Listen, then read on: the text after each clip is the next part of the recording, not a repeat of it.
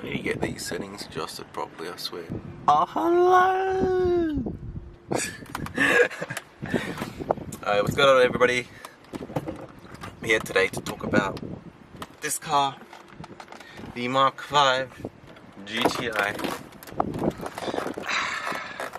So I have owned it for about a year now. No, more than a year actually. I got it on the 28th of February, and yeah, it's now 1st of April 2019, this year. 1 year ahead, basically.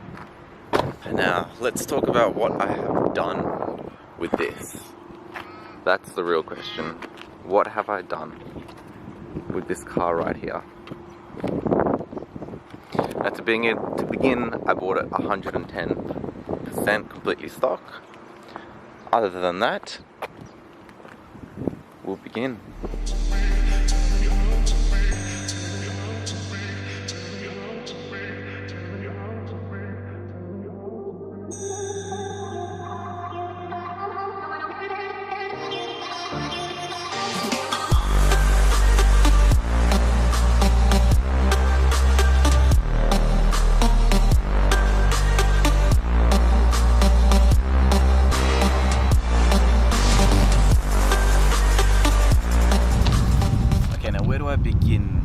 We'll talk about when I got the car and what I've done to it so far, and then we'll talk about the things I like about it and the things I don't like about it. Okay, to start off with, as I mentioned, I did get it completely stock, 110% stock. The only thing that was done was just a resonator delete. And the first thing I did to it, obviously, was an intake and exhaust. So then I got the intake done, pod filter, and then for the exhaust, I just got a downpipe and a high flow cat, just to start off with, still with no resonator and the stock muffler at the back. Then eventually I decided I wanted to change that up, and then later down the track, I went fully straight piped on this, except for there's a small little pathetic muffler at the back. It doesn't really do much, but yeah, so then the mods just came on there, upgraded high pressure fuel pump, coil packs, did all the servicing myself and stuff like that, got it tuned. Stage 2 plus tune on it. That really turned up the boost to 20 psi, which is something really crazy. From getting used to like 14, when that psi changed to like 20, it was like a dramatic increase at the time as it was now. This was on stage 1, but then when I got to stage 2, the high pressure fuel pump, stage 2 plus, sorry, the high pressure fuel pump just completely nailed it at high RPM. It was just outstanding. With the cosmetics, let's talk about that. That looks stock as well, stock GTI. First thing I did with it cosmetic wise was I did get a front mount intercooler and the piping was red, so I got the fog cover lights with the hole at the front of them to show the red piping. Next up, refresh my headlights. Kind of messed up on one of them a little bit. The plastic bumper at the back bottom here, the bumper at the back, it's usually plastic on the bottom half of this. For that I got the Pirelli Edition bumper and skirts, resprayed them because they can be resprayed. They're just not plastic at the bottom, they're proper material you can spray. So the Pirelli Editions have them. As you've noticed, the tail lights, opinions on them, some people like them, some people don't. I think it's different, it's really unique during the night because they got LED license displays, so they just shoot up straight to the ground and show everything. They out at night, it looks really crazy. The little C's that you see up in there, they light up red. That's all that you can see, and then just the LEDs shine down and it just looks like a beast from behind. Exhaust is loud, but in comparison to other cars that are straight piped, this only yells at you at high RPM. I mean, at idle it is dead quiet, like almost as nothing, but then when you start stepping obviously on the throttle, that's when stuff starts to go and it becomes really loud. But that's what I've done so far. Is the sticker at the back, the Volkswagen Group. Interior wise, I didn't do anything really. It is a 2-door manual. Yeah, not to mention as well, so in Australia they come across a little bit rare to find a 2-door manual. Yeah, with the interior, not much that I did other than the P3 gauge right there. That's really good. It shows readings of like absolutely everything. But let's get inside and let's talk about what I do and what I don't like about this, because it is windy outside. What I'll say, definitely to check when you're buying for a Mark 5, because I did keep an eye out on what I should and what I should be looking out for. Inside tire wear was one.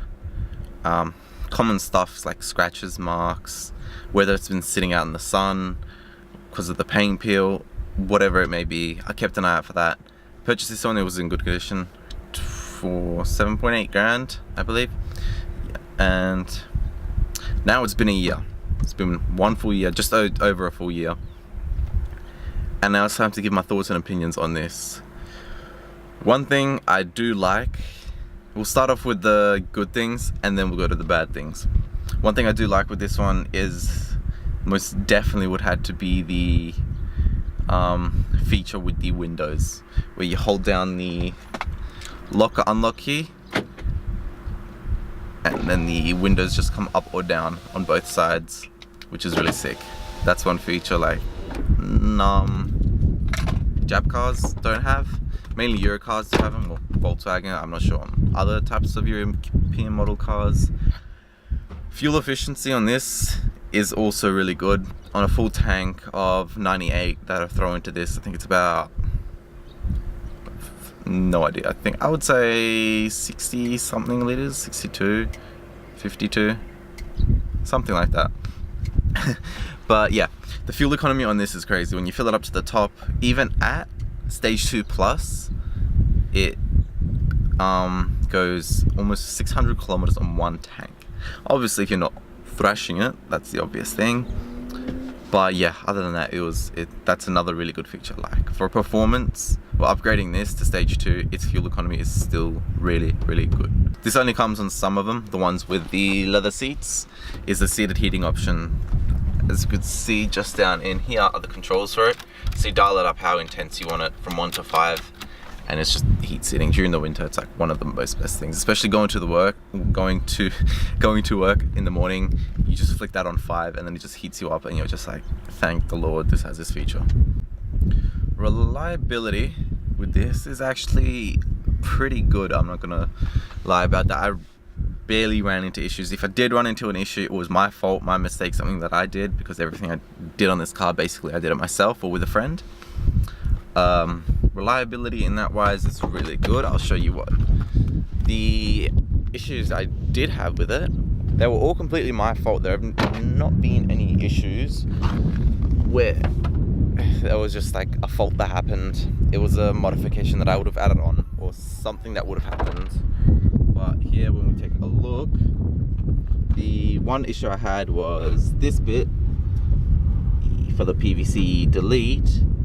That those, as you can see, this is where my boost tap is. Those are all welded in, because those did come with 2 screws, but then those screws just completely like they were just loose and they popped out, and then it caused like a really bad air to fuel ratio mix.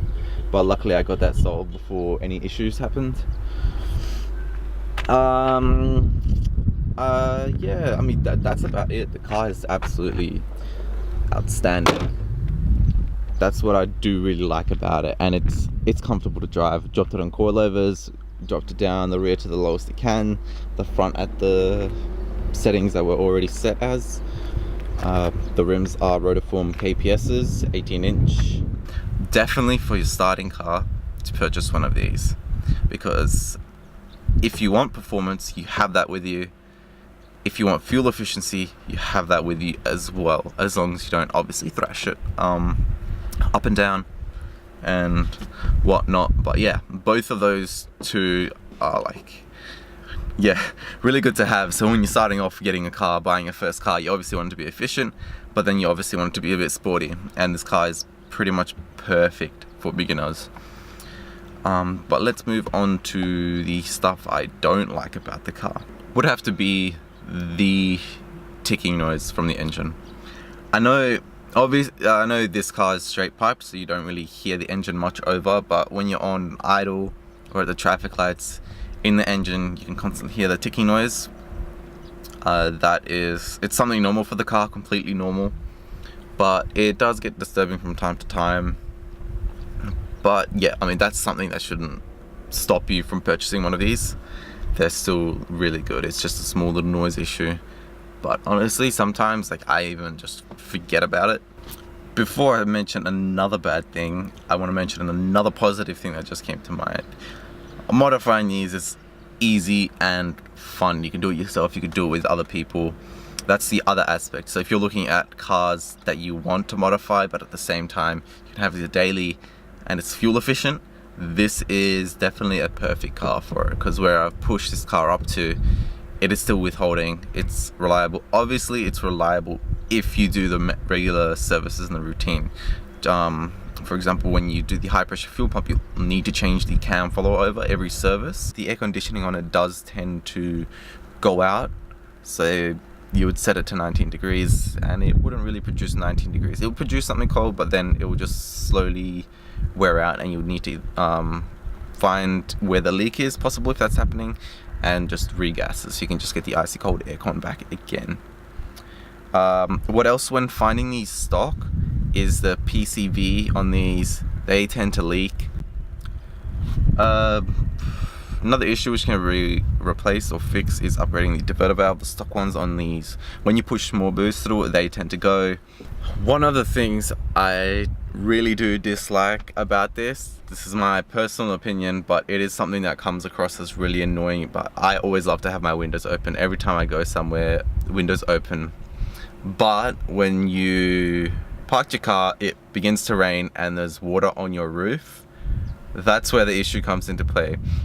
I've learned to always have my windows up a little bit, but it does get annoying because if you see up here, I can just show you from here, the lining from in here, the water would drip down along here. They would stop when it gets to the top of the windshield, and then it would just drop down the side here. And what happens when it drops down the side here, it would come all the way, drop down and drop straight onto your controls for the windows. And finally, this isn't much of an issue for me. It is much of an issue in the 4 doors, but when you have passengers in here, because I have a 2-door, I don't have that many passengers. But yeah, the cup holder on the rear, this is the same for, but move out the way. This is the same for both the 5-door and the 3-door. This little cup holder at the back here holds absolutely shit. It holds nothing at all. Like, you put a drink in there and it's like its own little clamp on the drink. You take it, you can't put it back because you got to put your finger in there to open up to put the drink in again.